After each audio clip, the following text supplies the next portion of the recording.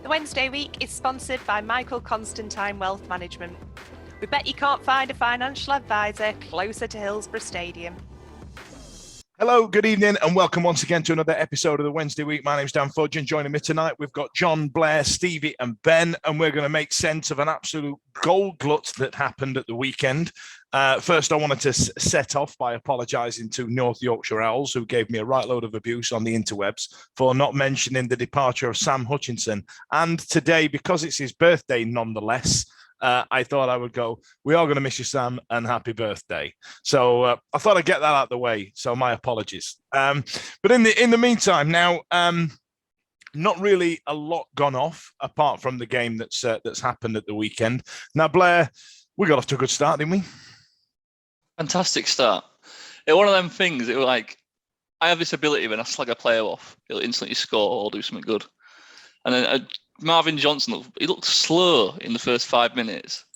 The person I went with, I turned to him and he's looking off the pace today. And then 2 minutes later, he scores. But O'Bannon's great ball over the top, weren't it? And then Josh Windass just having the composure to hold on to the ball. I thought Windass's ball in was absolutely sublime because he could have very easily, you see Premier League players get to that byline and just slap it across. And he didn't. He stopped, took a second and then went, you, no, here, pal, you can have this one. And I thought it was brilliant. I think he was aiming for Gregory, but oh well. You don't agree, Steve? No, I thought it was. I agree with everything that you said, but I thought that was nailed on. I thought he was going for Johnson on the back stick. I think Gregory stuck his leg out. If you look back on it, stuck his leg out, but that was 100% a ball for Marvin on the back post, and hell of a finish. Absolutely, just open his foot out and just sort of plant it dead center of the goal. One of those. It looks a lot easier than it actually was to keep it down and hit the target. As we've just said, I thought it was a great start to the game. Yeah, I think we've seen Marvin Johnson in front of goal before, and that those couple of times where I think there was one where he bashed it in the near post and hit the far post last season, stuff like that. He actually is a very composed finisher for somebody who's not set up to finish the ball, suggested by the position that he plays. You know what I mean? So, John, 1-0 up, we're coasting, aren't we? Yeah, it looked really comfortable, didn't it? I thought, here we go. Bright sunny day like it normally seems to be. First game of season. Set off at a reasonable pace.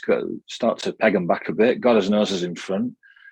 Couldn't see anything other than a win. We were just totally dominant that first half, and in particular that first 20-25 minutes. But yeah, obviously they're going to react after the break, as they did. So fair play to PE teachers. They came out with a plan second half and managed to stifle us a little bit, and it just went to 1-1, didn't it? And then bang, we went 2-1 up again. I thought, it's just a blip, they can have a goal, but we're gonna pile it on again now, and then just horrific goals, weren't they? What we conceded, just absolutely schoolboy errors. Can we just mention the when the Portsmouth fans equalised and they were singing "You're Not Singing Anymore," and then Fizz smashed it in instantly as soon as he started singing that, and then we started singing it back to them. I hate to bring it up, but do you know what that was reminded me of? Yeah. When we started bouncing when we got back to 2-2 against Blades, and they went straight up the red and scored. I thought exactly the same thing as that. I remember my dad took me to Rotherham when I was a young kid, and they were playing Scarborough of all teams, and it was, I think Rotherham were something like 4-0 up, and then they brought it back to 5-4. They were going 5-4, we're going to win 5-4. Then Rotherham score, and it's fuck all, you're going to win, fuck all. I love shithousery between fans like that. Absolutely, when you're not part of it, it's really fun. Yeah. You know what I mean? Like the game that John mentioned there that we don't talk about. I can imagine that being a really good moment for some of the fans in the other half of the city. So we're back to 2-1, Ben. You know what I mean? We're okay. We unfortunately conceded from yet another set piece into the box. I mean, what did you make of it?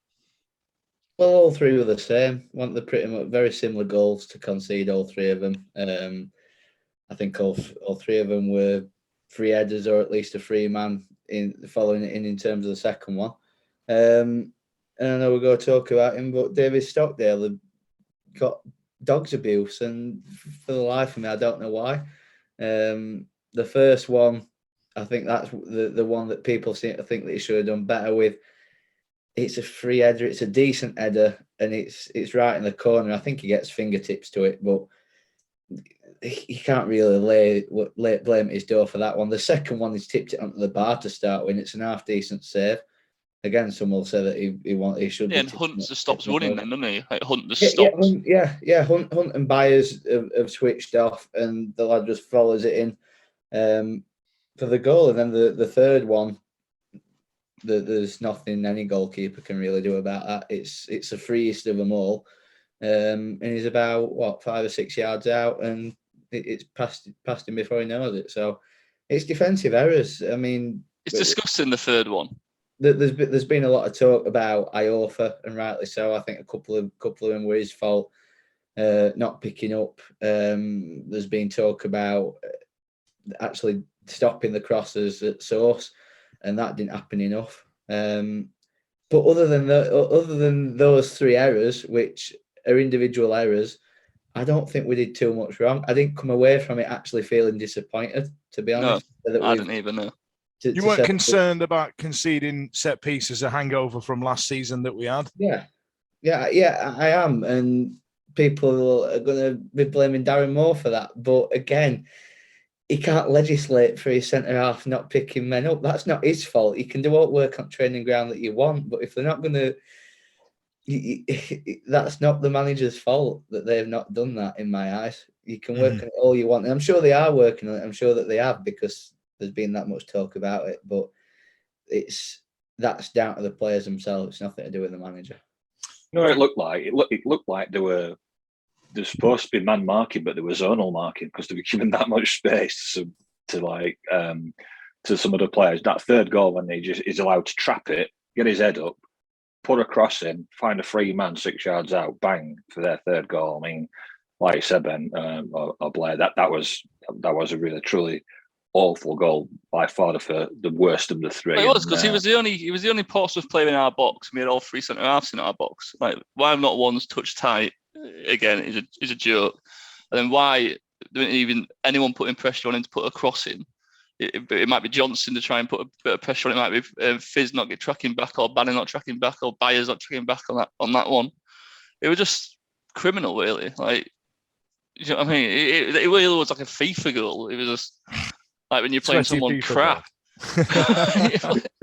You've got to hope that it's a wake up call, because it's a different back line. We're saying it's an hangover from last season, but you've got 2 new centre halves in there that were nothing to do with. They've played football all since they were 10 years old. Like, they shouldn't know how to head a ball. I'll tell you what it is. Let me weigh in here. Now, Stevie, you've played centre back as well at various levels, and I've always struggled with 3 at the back, because I believe sometimes you don't know who you're marking. There is an element of, he'll get him, he'll pick him up, he'll sort it out. Now, if your wing backs are playing deep as well, you feel like, you've got more men than you need back here. This is great. It means I can track out a bit. It means I can leave myself as a spare man, stuff like that. Do you feel there's an element of that about them trying to fit in with Moore's 5-3-2 system?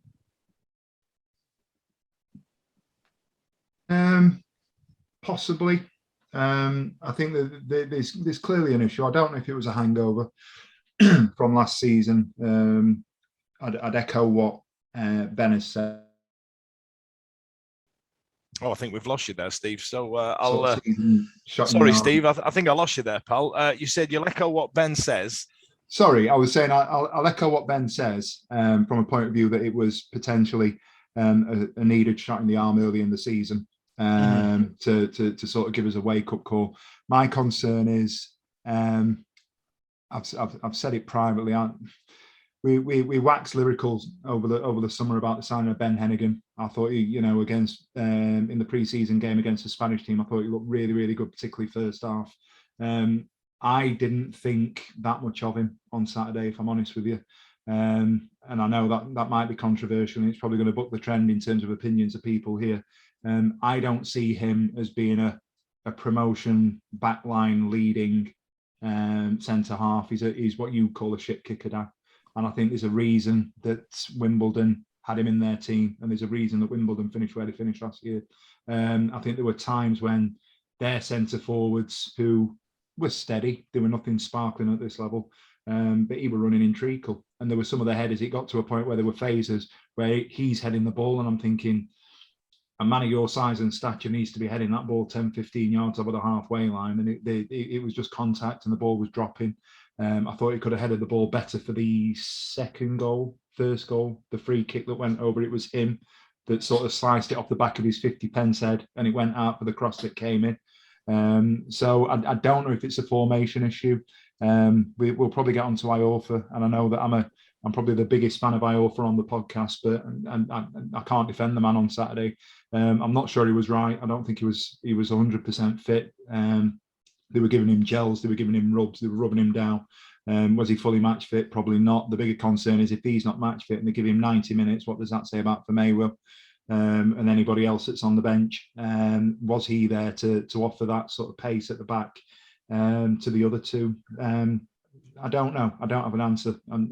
But the goals that we've conceded on Saturday were worrying. And even at 3-3, and I leant to my mate's dad who was there and leant over and sort of said to him, even at 3-3, I'm not convinced we're going to see this out. And every time they got the ball in the final third out wide, you got that feeling that if they get a cross in, we're going to concede here. And that's a worry. It is a big worry. We didn't do a great deal wrong. If you look at the stats, the possession, we bossed the possession. We bossed shots on target. We had more corners than them. They didn't get a corner. Everything from a sort of an analytical point of view would indicate that we dominated that game on Saturday. But yet, if you look at it, while there are people here sitting and saying that I'm not concerned, you've got to be concerned because we've conceded 3 shite goals against a team that we should have put to the sword first half and won the game at a procession, to be honest with you. I left it quite disappointed, relieved more than anything else, I suppose. Yeah, to be leading twice and then chuck it away, essentially, it feels like 2 points drop, doesn't it? Now, before we start talking about the equaliser, I want to come back to some points that Stevie was making, Ben, about the defence. Ike, God, fucking hell, I'm so sorry. Iekwe, yeah. How do you feel his league debut?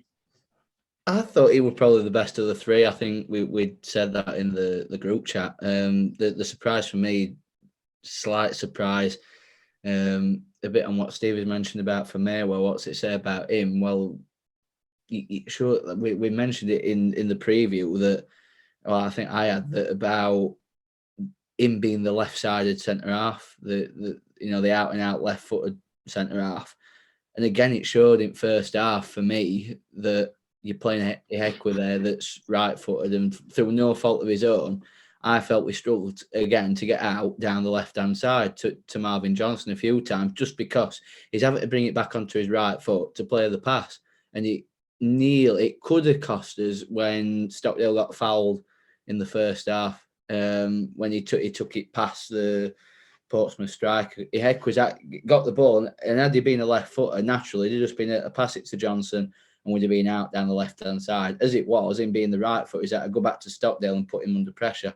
So for me, if I offer him fit, then you'd be playing Iekwe on the right-hand side and have Vermeer in there. Because just on that, sorry, Ben, just on that, he did go off injured, didn't he, in that pre-season at Hillsborough, that pre-season friendly at Hillsborough. He might not have been fully fit. Just account. Yeah, with our injury record, it's like probably better to be cautious rather than. But was Liam Palmer on the bench? I'm not even sure. Was he on the bench? He was on the bench. Yeah. I'd rather have him play than Iorfa in the back 3. I would, to be honest. Steve, have you heard this lot here? Have you heard him, Steve? We're putting two of Stevie's sons up against each other here. We're asking them to choose. Don't pick in between my daughters. Yeah. All right. So we had a curious substitution, John. So Byers going off after being booked for Smith. That was that a formation change? I would assume so, yeah. Because with Smith coming in, I kind of expected he might try a 2 at home, and especially at home games. I thought he might try a 2 of Smith and Gregory and just try and be a bit more direct with Johnson's crossing ability to get, which looks tailor-made, doesn't it, really, for Smith? If he can whip them balls in early for Smith, who was, 6'3" or something like that, isn't he? He's a big lad. Isn't it? I thought, we might have gone a bit more aggressive at home with 2 strikers and kind of put the 3-5-2 for maybe away games, which can drop to a 5-3-1, can't it? So yeah, I would agree. I think it were tactical, and obviously Smith now will play, wasn't it? Because obviously Gregory got sent off, so Smith will get his chance now. So it'll be interesting to see whether he tries Smith as a lone striker, or with Windass kind of playing off him, or whether he'll maybe look to go Windass maybe just alongside him and have a 2. But yeah, I think it was tactical, Dan. Yeah, I agree. He brought Smith on when we were 3-2 down. I think that was part of it. It was a roll of the dice to push forward. forward. Took forever to get him on the pitch, though, didn't it? Anyone else notice? He was like warming up for ages. He was stripped off, and then I can remember just screaming at Darren Moore, like, "Fucking put him on, then!" Jesus Christ! Like, what are you telling him? Probably writing out an essay. Like, it felt like it was going on forever. What's he showing on his iPad? Goal. And it's like that Paul Ince. Can you remember Paul Ince had that notepad? Yeah. And it just said goal, shoot, or something. it was like that. Yeah, give him some Paul Ince directions, mate. You know what I mean? Now, Blair, there was a point where Volts came on, but I think it was very much done and dusted while he did. Is he carrying a knock? Does anybody know? That seemed like a really odd run out. Like, Gregory's been sent off. Here's Will Volts for 30 seconds. Like, yeah, it was that was bizarre. Did anyone notice? Was it just me, or did the 4th officials board break or anything? The board, it never got held up. How long was left to play? And I think sometimes I can give the crowd a big boost. And there's 6 minutes left. Everyone goes, "Fucking come on, then!" 6 minutes left, because that never happened, and I thought that could have helped. And then I didn't even know Gregory got sent off. To be honest, I was sat there. I think a lot of people missed it. What is happening here? Even Gregory. Yeah. Gregory saw it, didn't he? Obviously, if you go back and watch it again, I think because Stockdale got the booking for dissent because he palmed the ball into the ground. He did it after the 3rd goal as well, didn't he? Punched it about 75 yards. I've never seen anything like it. He gets a yellow for the booking, but the referee goes to Stockdale first, gives him the yellow, and then while he's over there, he walks over to Gregory and gives him a yellow. And to be fair, if you look back, you can't argue that it's not, because he actually pulls the player's shorts. He's pulling on the player, and it's blatant. Oh yeah, it's definitely a yellow card. It's a yellow card. It was the first yellow that for me wasn't. Yeah, I'd agree with that. The ball. He's blocked the ball. Wasn't even a foul. Yeah, one thing I'd say, people will talk a lot about the officiating. They'll talk a lot about the quality or lack thereof of the refereeing at that level. But there's got to be something wrong when there was, if you include Gregory's 2 yellows, there were 6 yellow cards for us. They didn't get a booking. Yeah. We made 17 fouls. They made 12. How is that a game that's so one-sided in terms of the lack of discipline from one team when it was pretty equal, to be fair? It would go both ways, to be honest. Yeah. Fair enough. Okay, so I mean, Southern bias. In terms of defending set pieces and stuff like that, it's ironic that Darren Moore, one of the big no-nonsense defenders I've ever seen in my life, is letting this happen for 2 seasons running. I find it mental. However, Stevie, there's a reason I've left you till last, because Fizeo Delibashiru, back in the summer, was the subject of an Argentinian random club. No, that was Windass, sorry, wasn't it?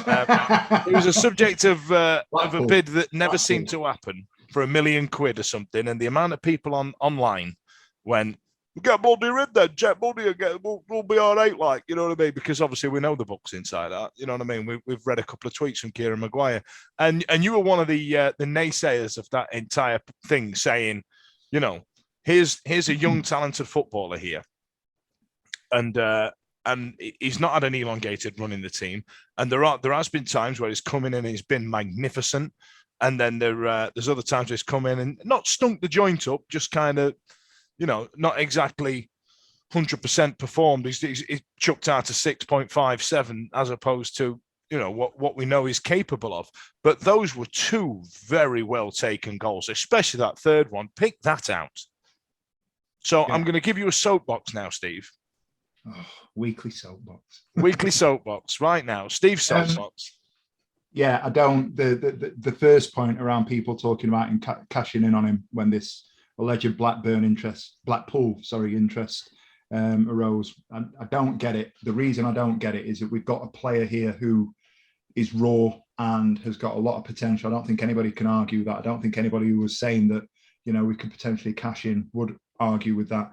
We were never going to get market value because he's in the last year of his contract. I think his market value will go up. And I think if we can tie him down to a contract, not necessarily with us, but in the future, obviously tying down to a contract with us, but in the future, he will go for big money. I think he's that kind of player. I don't know if he'll go to a club from us, but I can comfortably see him playing at maybe not a Leicester, but a Newcastle or a Palace, or a middle of the road, mid-table Premiership team, because he's got the attributes and he's got the qualities to do it. I don't see what people don't see. If you were to he's say a very clever footballer. He is, and he's composed. He's relaxed. He's got the he's got the physical attributes in terms of his strength and his pace. What we're basically saying is we're going to let go at 20. Anyone who's arguing that we should let him go, he's 21 years old. He's in the last year of his contract. He's box to box. We've seen how he can finish based on what we saw on Saturday, and that was there before. I don't care what anyone says. He's an absolute ox. He's an absolute unit. So what you're saying is we're going to let him go for a certain amount of money, a player that we own, and we're going to replace him with somebody probably from lower end Championship at best that hasn't been playing, or League One or League Two, or some punt from Scotland or Europe. We're going to try and find another young player who's as big and strong as he is, that can get box to box, that knows the club, knows the players that he's with, and get him to integrate with our squad as early as possible. I don't understand people's thinking on that. For me, get him tied down, give him a 2-3 year contract on a reasonable wage. And when the offers do start coming in again, which they will, because I fancy he's going to get an elongated run for no other reason, and I don't see how Volks and Byers can play on the same side, to be honest with you, which is another argument, another discussion to be had. Well, and just for me, I think he's class. I think he deserves his chance on Saturday based on what we saw last week. For me, if he can, score another 2-3 goals like that between now and Christmas, if we've got him tied down, his market value is going to go up and people are going to start looking at him, which in the long run, as we've said, if we can keep him this season, it helps us get out of the league, and he goes next year, then so be it. It'll go on more money and we'll be in a higher league. Yeah. If you look at that midfield three we played on Saturday, on paper, it looks amazing, but it didn't work. Yeah. But it didn't go together. Like, do you know what I mean? You're playing three of the same player who want to play the same way. Do you know what I mean? The three attacking midfielders, really, aren't they? It's all creative midfielders. I think, like you say, we're gonna have a Bannon issue again, because he is aging. He's still got. On Saturday, he did 3 great passes. One did lead to first goal, but did he do much else? Anyone else? I don't Barry think. Bannon, mate. You never go drop Barry Bannon. So you've got to play Volks or like Bakinson, because they're more like defensive ball winning midfielders. So we need a ball winner in there, and I think Fizz is great going forward. He might lack the discipline to do it going backwards, and that's the difference between a good player and a great player. At the moment, he's just raw potential, isn't he? I'd go back to my original point though. Stick with what you know, and he is raw potential. He's by no means a finished article. He will have those 6.5 games. He's going to, but we all are. Talk about Bannon. Bannon, by his standards, if he's a 6.5, he's still an 8, 9 out of 10 in relative terms. Because he didn't do a great deal, that's absolutely fine. But what he did do well, and I don't hold him up responsible for any of the mistakes that were made or the errors that were made. I don't think he misplaced too many passes. As we're talking about FDV, but to be fair, he was tackled on the halfway line for the goal that they broke, the second goal. He lost possession of the ball. I've spoken about Byers on a number of occasions. For me, I'm not going to call him a liability. I don't think that's the case, but he's very, very prone to giving away free kicks in and around our box. I think he was the worst out of the 3 on Saturday. Well, listen, for me, I can't comment on saying we need a Bakinson in there because I've never seen the guy play. So, we've signed him because he is a defensive midfielder by all accounts. I don't know how good he is. I don't. Yeah. We'd be lying if we knew, wouldn't we? The counter to this is the Malik Wilkes bollocks. Everyone, we've got to get Wilkes in. We've got number 7 in the squad. Why? Why have we got to get this guy in? Our roof. I mean, if you sign one of them, what do we do? No, the Wilkes thing is bullshit because everyone's going, get him in. Why? How many people have seen him play 10, 15 games? But we're sitting here going, oh, he's a great fucking player. Yeah, but I looked on Wikipedia, man. He's got loads of goals in League One. That's exactly it. That's exactly the point. Whereas we're sitting here week in, week out and watching Deli Bashiru become a player. And he's going to become a player this season. We've seen it. His progression. We've put our time in for him. Sorry, I think it's fantastic. I think you should give him a contract and just say, you're not going to see this contract out, but we're just going to get more money for you. That's it. That's the nature of where we are. Sheffield Wednesday Football Club, that's the nature of where the club is now. We want to get to a point where we're tying down young, talented players like Dela Bashiru, getting them to help us get out of the league. And then in 18 months, 2 years' time, if we're bothering the playoffs in the Championship, you're going to get that mid-table Premiership team that's going to come in and say, we'll chuck 20 million at you. And I know it's daft. It sounds ridiculous, but that's the market value for a player like that nowadays. It is. John, you were gonna add something. No, I agree with FDB. I think there's a term that they use in American sports, particularly in NFL, where they say a player's flashing. He's like flashing ability, he's flashing his potential there. And I think we're seeing that from particularly after Saturday's game with Deli Bashiru. And also, not to forget, Dennis Adeniran as well, out most of last season, still only 22. Come from a good team in Everton. They have some good youngsters coming through. So you've got a couple of players there that could stand you in good stead for the next 3 or 4 seasons if you want to give them contracts and hold on to them. Chansiri is not big on academy. The club hasn't been big on academy ever, as long as I've known it. We've never been good on academy, have we really?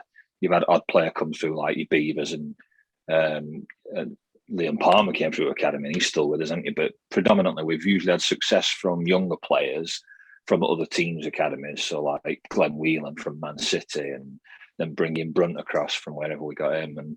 And then, traditionally we've had to sell him because we've been a yo-yo club and we've struggled for cash. So we've had to sell him. So yeah, you've got to tie Dela Bashiru down now. You've got to give him a contract.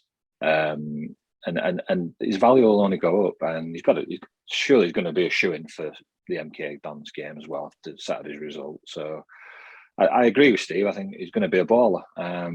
How good, I don't know, but certainly good enough to attract interest from higher leagues, I would say. So yeah, absolutely get working with his agent and get him a new deal, and let's not have that worry him walking away for nothing or getting sold for peanuts, which is what we've done with a lot of players in the past.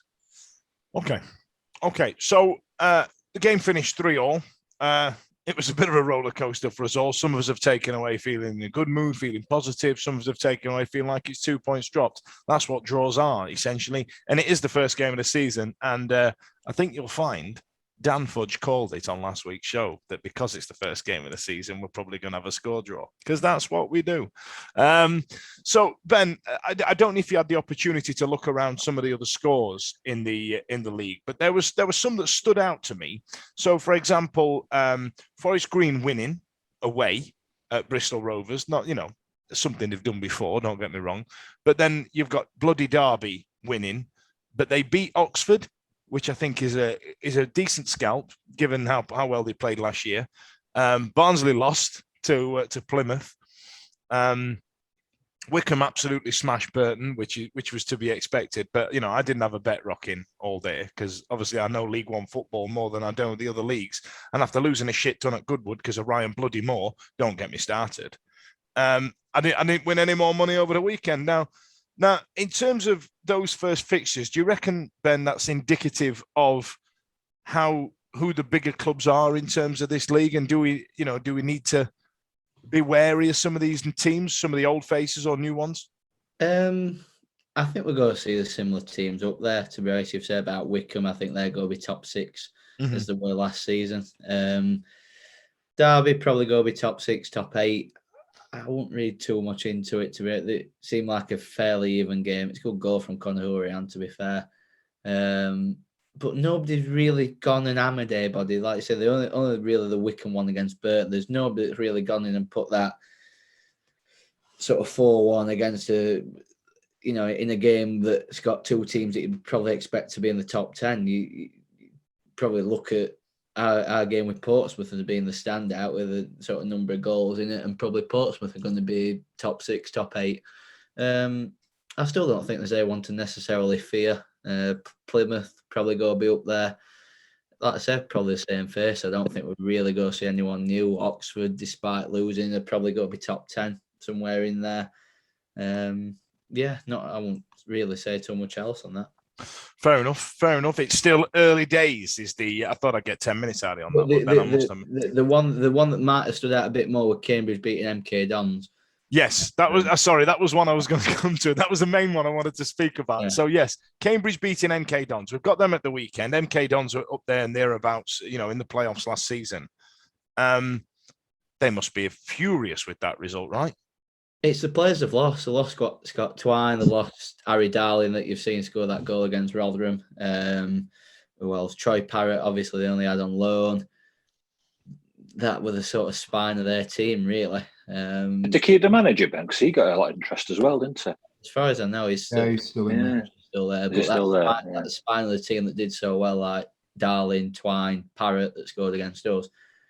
It's not there. So whether they go be in the top 6 on that, you'd probably say they go struggle more than they did last season. And especially losing to Cambridge, then they've got to come up against us. They're probably not going to be looking forward to that, to be honest. Not when we take more fans than they've got our own fans. You got no fans. No, fair enough.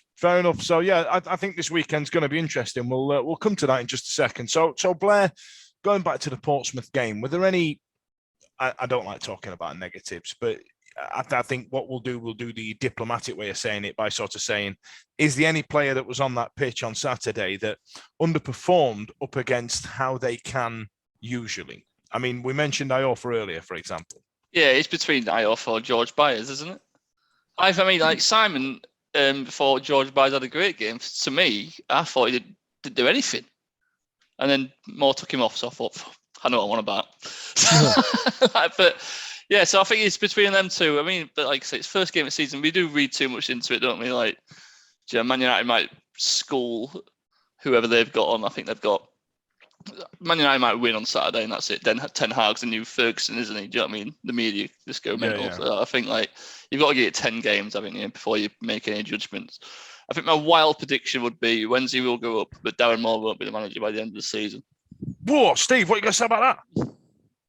Can we remove Blair from podcast? I did, to be fair though, on the opening part of the season, we did say that if he's not there and thereabouts by probably November, he's going to struggle to keep his job. But what I'd like to see, or what I wouldn't like to see, because I won't be able to take it, would be a Steve Cooper style Nottingham Forest bottom of the league, romping right to the top if a new manager came in. He has put together an unbelievably good squad for League One, and chairman can take some credit for that as well for backing him. Mm-hmm. But like you say, we've conceded 3 poor goals again, aren't we? Like 3 headers. Do you know what I mean? And it's like I said to my friend, we were on the copper, and I said, and we're saying, if you can't defend aerial balls into the box in League One, you're fucked, because that is the bread and butter of the league, isn't it? That's what you're going to get down in this. I was buzzing when I saw the back 3 as well. I thought, look at the size of them. I said to my mate who I went with, I went like, oh God, we're not going to concede an header this season. Look at the size of them. Look at the size of them 3 lads there. Do you know what I mean? Last season, we came down last season to Hillsborough, every player were about 6'8". It were like all Globetrotters. Oh God, who was it? Team. I think my crew were huge. I reckon my crew being massive. I thought it was something like an Cambridge or Accrington. Accrington were quite big and all. Yeah, they were. Yeah. Absolute mountain men, weren't they? They were like smart Game of Thrones coming down to play. So I was like, but hopefully Moore proves me wrong and just smashes the league and I'm a fair player. Do you know what I mean? But I think this season it is a promotion or bust, isn't it? Now we need to get promoted. Now he can't stay in it for a 3rd year. Mm-hmm. Darren Moore will get us up or he'll be out of a job. That's going to happen, but we won't go up without Darren Moore getting us up. I don't believe that. I don't think we can attract a manager that's going to come in and bed in with Chansiri in the way that we'd need a manager to, because whatever manager comes in is going to need time to get the squad to gel. That's you say this, but like fudge bit just said Steve Cooper. Do you know what I mean? He went into Forest and got promoted. It's a 1 in a million. It's literally a 1 in a million. That doesn't happen. The last time that happened was, 15, 20 years ago with Roy Keane and Sunderland. It comes around once in every 10 years or so. It's not going to happen again. I'm telling you. I tell you what, I get real bad manager envy when I look at what Steve Cooper did with Forest, and I thought we had it when we got Dave Jones, when we got our League One the last time. I thought, here we are, kids. This is going to be our thing. And do you know who else I was bloody jealous of? And his career went to shit when he left. Was Nuno at Wolves. Now there was a point around, I think it was 2016, where we were at Wolves and we won 2-0. And we were stood there going, "You're fucking shit." The entire time, "We're fucking good." And I remember we played in that white kit with the light blue collar. And I remember thinking, God, this team are bloody awful. And then they got Nuno in. And all of a sudden they went romping up. And then a couple of years later, they're playing Europa League.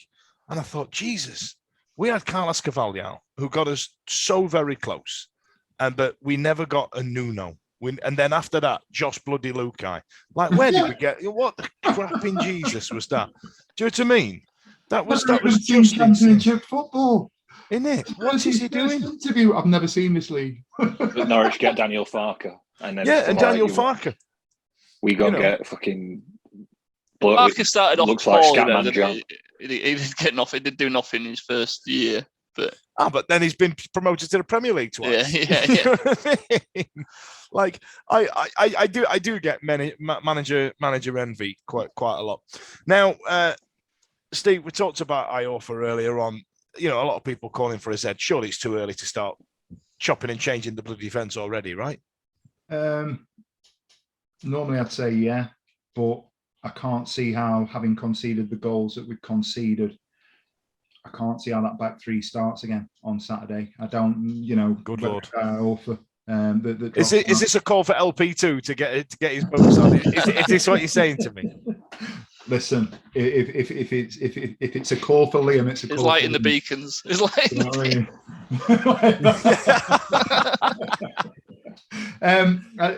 I don't. I think he's had a lot of sort of negativity around him because he wasn't that good last year. But I don't think he was very fit. He had periods out and he struggled with fitness. The worry is that a player, he is young, but historically, players that struggle with the injuries that he has had tend to struggle when they come back and they're never quite the same player. And that's a big worry. And I can't remember who it was. Somebody's just put in our group chat tonight because Connor Wickham's gone to Forest Green. What an excellent player Connor Wickham has been in his time. But the fact that he's now rolling out the Forest Green Rovers because nobody else will take a chance on him goes to show the effect and the impact that those injuries have had. I mean that. I'm hoping. Yeah, it was Blair. The one good thing he said tonight. I'm hoping that it is a case of him getting match fit and getting the minutes under the belt and within 2-3 games. And you can't legislate for, or you can't rely on pre-season to get your league match ready. You can't. You need match fitness. So would I be surprised if Iorfa drops out? No. Do I want to see him drop out? Probably not. Is it the right call? I'm not Darren Moore. Again, I'll go back to Hennigan. I think there's going to be players that we bring in that will be good for this club. I'm calling it early. I don't see enough in Ben Hennigan to tell me that he's going to play 30 games this season in a team that's going to go up. I just don't see it. He's calling it early, John. He's calling it early. What about you? Would you have a chop and change next week at the back? Potentially, yeah. I was just laughing then when you were saying when Steve said that. I could just imagine you just editing this video in 9 months' time when he gets Player of the Season. Yeah, absolutely, it's happening. I'll save them all. Listen. We can at him. Absolutely, send it to him. If he gets Player of the Year, there'll be nobody happier than me. We'll send it to him, mate. Yeah. The worrying thing is though, I think you've got to give him the benefit of the doubt, try and play his way out of it. Because he's a young, talented player. We all know he's got pace to burn, which is a rare attribute for a centre half, really. We all know what Des Walker was like. Having that pace at the back was such a reassuring thing. But obviously, we played more of a 4 then than what we're doing now with a 3. But if he does continue to struggle, you have to worry about his career with Sheffield Wednesday, because we're going to stick with a 3. then what are you going to do with him? Because you can't play him as a wing back, really. He's more of a defensive sort of player, isn't he? If you have him in a back four, then great, but you can't. I can't see him bombing down. I don't know if he saw one of it was a right back attempted by crosses. trade. We got him as a right back from Wolves, yeah. But and he was quite attacking because he did score quite a few goals in that first half season under Steve Bruce. So maybe using him as a wing back could work. I mean, having a 6'5" Iorfa charging in your box. I mean, God, try and defend in that. But I think the problem is Monk put him in centre half. Says it all. But I think if he believes he's a better footballer than he is, you know what I mean? He comes out with the ball and then his passing's awful, isn't it? His touch is a bit. That's what's letting him down. I think that's what's letting him down the most, and his pace gets him out of the craps at more times than not. Yeah, I think if he's going to succeed, he's going to have to stick at centre half, isn't he? Because unless the system change comes, then I don't see him being a wing back. So personally, we've mentioned about potential signings. We've mentioned Roof, Wilkes, whoever. The most important signing we could now make for me is Harley Dean. After watching that on Saturday, take Harley Dean all day long. I'd take Harley Quinn at this point, but I'm not saying it's going to happen. I think I'd take James Dean or James Brown. You see how I managed to shoehorn that impression in there? You see how I did that? That was good, wasn't it? That was good. And that's pretty much my that's a James Brown impression. It's good, isn't it, Steve? Terrible. What am I talking about? You know what? Stop it. Let's get Hector back. Yeah. Why not? He's a free agent. Is he? I'll tell you another. Yeah. I'd snap your bloody arm off for him. Hector's a free agent, and also Alfie Mawson, ex-Swansea, is a free agent, and he's only 27, I believe. Let's just buy all the defenders. Let's just get them all. Let's just build a team around it. We won't concede again. We won't concede a bloody shitty free kick going in. Yeah, we'll play a new formation. We'll play 7 at the back and let Lee Gregory run around up front with Barry Bands. Yeah, we'll just do what Scotland did against Spain when they were world champion. Just go 5-5-0. We'll just I see where Steve is coming from though in terms of Ben Hennigan. I thought he were half solid. However, I can see that there's a fuck up in him. Yeah, and bear in mind though, this is first time in a busy, and he don't want to let it bounce. And if he's jumping up for balls that he ain't got the right to win, I do that. If I've got all these people around me going, don't let it bloody bounce because we're all Yorkshire shit kickers and that's the football we were brought up on. You know what I mean? I jump for bloody everything. You've been identifying players as shit kickers for 18 months, 2 years now. And I'll tell you what, he's the biggest one of the lot. He is. I look at him and he's my favourite. When I get my new shirt, the name's going on the back. He stands there, and he's the one who's like, he gets his arms out and he's going, ow, ow, get it. And I'm thinking, I used to do that coaching horses. He's the first League One player who signed it, proper League One player. He's a totally different player to everybody else, and that's no bad thing. But there were a couple of occasions where I've just seen him on Saturday, and I saw him last Wednesday. And I'm just thinking, he's doing that, and there are players that are going to run away from him. And Iqui didn't look like he had a great deal of pace either. I think he's the better of the three on Saturday. He's the better of those two, definitely in terms of the playing ability. But I think without Iorfa's pace at the back, I think we're in trouble. I do. I think whoever comes in there, we've got to try and get somebody who's going to be able to cover those two. We're like a leader at the back, like Louvens. Like Louvens was great, wasn't he? But he made Tom Lees a better player. Steve, you and I played low-level football. Well, high level for us, right? up until I was 40 years old when I owned my boots up, right? And I wanted to play literally the day after and all, right? So are you coming out of retirement? Is that what you're saying? No. What I'm saying is, the guy that's the loudest, the guy that shouts, "Get him out!" The guy that goes, "How many, ref?" Yeah. Not exactly the most technically gifted player on the fucking park. I can tell you that for free. Because there was about 8 years where somebody'd run past me, arms in the air, I'm not chasing that prick. You know what I mean?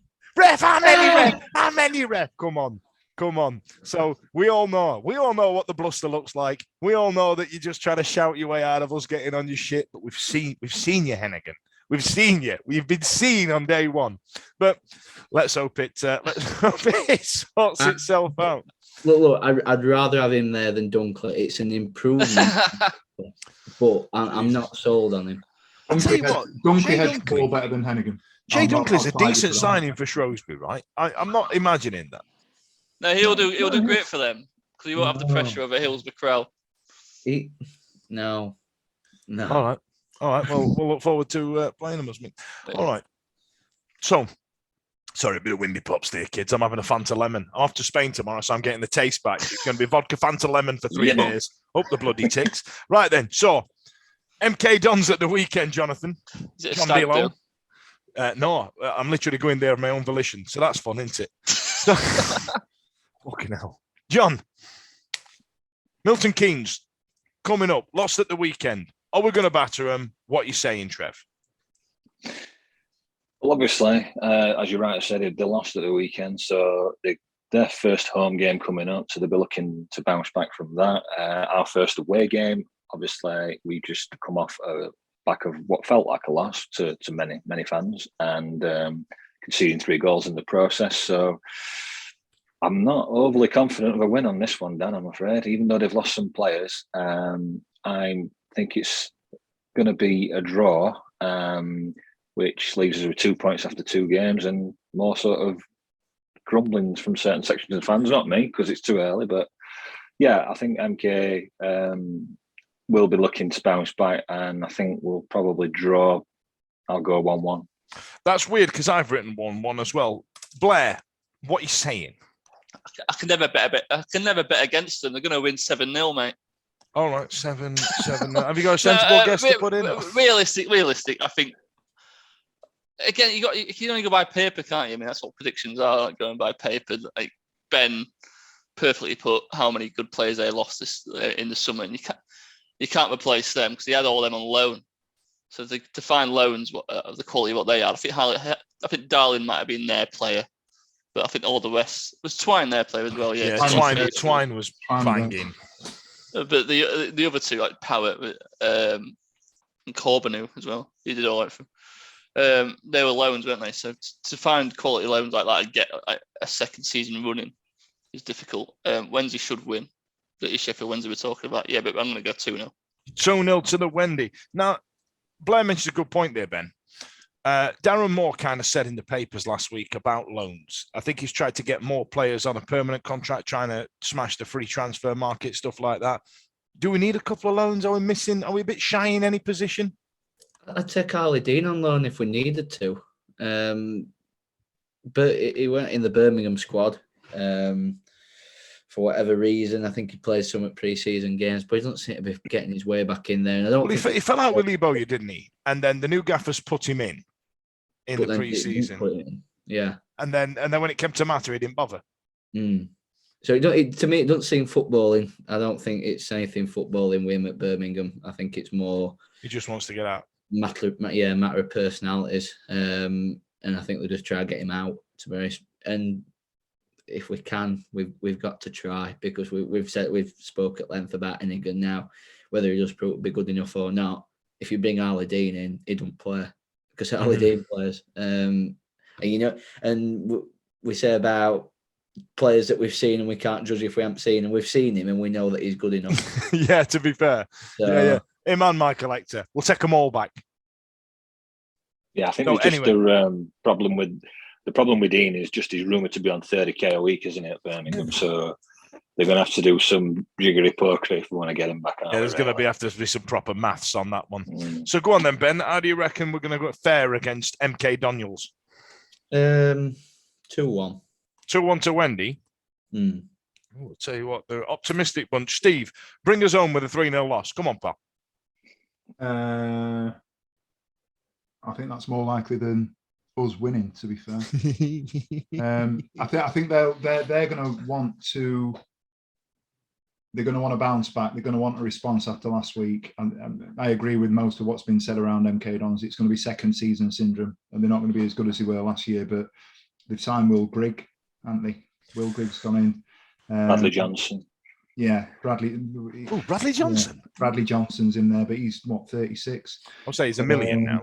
and is it Barry, the lad from Aston Villa's gone there for the season? On the He's not a bad left player. side.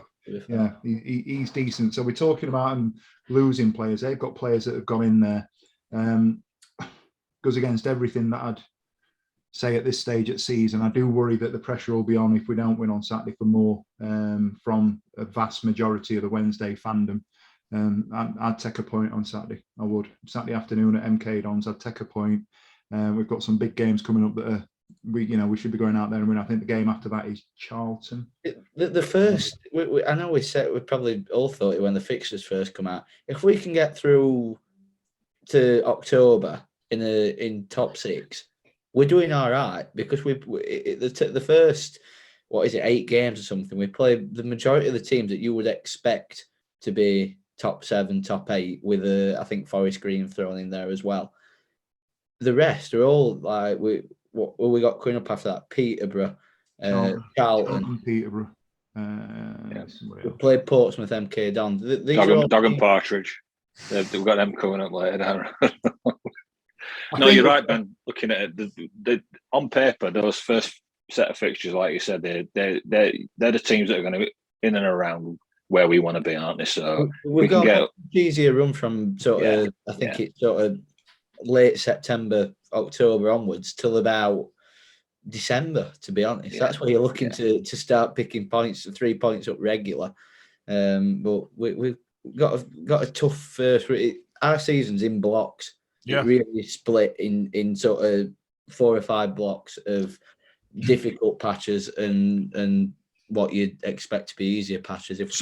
Just in the league, Ben, coming up, I'm just Googling it now. We've got obviously MK Dons this weekend, then Sunderland in the Cup the following midweek. Then we've got Charlton at home, a game potentially we should be winning. Peterborough away, which is going to be 5-4 either way, because it's Peterborough and they've been playing like that for 20 bloody years. Bolton away, which is going to be difficult. And then Forest Green, who we don't really know what to expect. And I feel like you're right. I feel like there's a difficult lineup there. Potential banana skins. And then let's have a look further down then, shall we? So Barnsley at home, Bradford away. Oh, that's the effort. That's a pizza. Then away at Plymouth, away at Morecambe, then Ipswich at home. God almighty. I tell you what, Darren Moore's going to have to pull one out of his ass here, Stevie, mate, because this is a difficult bloody line. I've not looked at the fixtures like that before. That is hard work. Forest Green and Morecambe, they're the ones that you think bankers. The other ones are all tough games. How did we get on at Morecambe last year? Lost. got battered. I think to go back to the prediction for Saturday, I think bizarrely the most important, if somebody said to me, you're going to draw the game, but you're not going to concede any shit goals from open play crosses, I'll probably take it. Do you know? Take it. As daft as it sounds, it's the manner that we play, and we talk about it always. Generally speaking, it's always about the result over the performance when you're playing in League One. For me, I think it's almost more important that we play well and we don't concede shit goals on Saturday. Mm-hmm. Mm-hmm. You know, building foundations for going forward. So go on, Stevie, give me a prediction. Are you saying a draw? 0-0 or a score draw? It's going to be a score draw, and they're going to score from a cross. Yeah, they are 1-1 again from Stevie. So that's three 1-1s, and then Blair and Ben are a little bit more optimistic, thinking we're going to hit the back of the net twice. Okay, so does anybody have any other business, folks? Go for Dan Fudge. Stevie. Lionesses. We've got to talk about the Lionesses, haven't we? Yeah, I haven't got anything specific to say on a Wednesday podcast. Certainly after last week, but if we don't tip us out to a fantastic achievement for an England team, regardless of gender, the stuff that they've done over the last month, the way that they've played football, their achievements, the goals they've scored. If Vic was on tonight, she'd be waxing lyrical for the next 15 minutes, and rightly so, about the massive achievements that have been made and the legacy that we're hoping to see going forwards in terms of an increase in female girls participation and more women playing football at grassroots level primarily. Hopefully people will now take the professional game, the professional women's game much more seriously. It's been great to see that 65,000, I think it was, had been sold early, and now for the game against USA sold out. Yeah, it's gone. There's just corporate. Couldn't get a ticket. I was holding for 5 hours. Couldn't get a ticket. Absolutely phenomenal. The celebrations phenomenal. the mentality of the girls, phenomenal. Serena Wiegmann's leadership, phenomenal. And I don't say it lightly, but the men's team need to be getting in and around that women's coaching team and asking them what they're doing to get a team to play or a squad to play with such unity and togetherness. With a winning mentality like they did. There was a clip, a slow-mo clip. Forgive me, I forget who. Was it Beth England potentially? Girl who's not played a single minute of football was the girl who ran to Serena Wiegmann and hugged her at full time. They've all gone running off celebrating, and the girl who's not kicked a ball in the tournament is going to the manager that won't play her. Mm-hmm. That's something that is, as somebody who's coached at a very fundamentally low level, to get people all buying in and all on the same page is phenomenal. I hope it continues, and I hope to see more accessible female football, not just on Sky, but on the BBC, on terrestrial television. I hope that there are initiatives that go forward that allow girls to be exposed to women's football going forwards, because I think this could be the start of something really, really big and really, really special for generations going forward. And I say that with as a parent of twin daughters, that one will be coming with me on Saturday to MK Dons because she loves the game, but she loves Sheffield Wednesday. She don't know any different. And Sunday night was the first time she sat down and with her sister and the three of us and the mum sat and literally watched the full 90 minutes of a game that wasn't Sheffield Wednesday on TV, and that's special. Amazing. And I tell you what, I'm just going to pile on that. I know that there are a good group of people that that are like, stop chucking it down my throat. Look, if it's not for you, it's not for you. And like Stevie says, he's got 2 young daughters, and there's now an accessibility there that, well, hopefully going forward that there wasn't before. For example, John, you're a similar age to myself, and yourself, Stevie. There was no option for girls to play football when we were kids. No. They played netball, we played football or rugby. That's pretty much what happened. And even when really 5 years, I can't say that there were many girls that would have opted to play football, but now seeing that, there will be, and that's what it's going to do. It's going to inspire a generation of young girls. And this is a sport that was banned from the 20 for about 50 years or something, wasn't it? They were begging to play in stadiums, and then now look, they're European champions, and I'm chuffed for them. I really am. If it's not for you, fine. Don't just let people enjoy things. You know what I mean? Sorry, I'm just going to say as well, Dan, 17.5 million viewers on BBC, but people don't watch women's football, do they? So that was another, hopefully, like you said, that it's left a legacy and one that will be built on, and not just like, we look back in 10 years and like, we were good that time we won it, but now we're world champions and we're competing with USA and and I'd love to see our girls smash Megan Rapinoe in half. I really would. I'd absolutely love to see it. I don't know why, because I'd be like, yes, that's what I want to see. Some shit housing from some big shit kicker centre backs. Anyway, thanks a lot for joining us tonight, ladies and gents.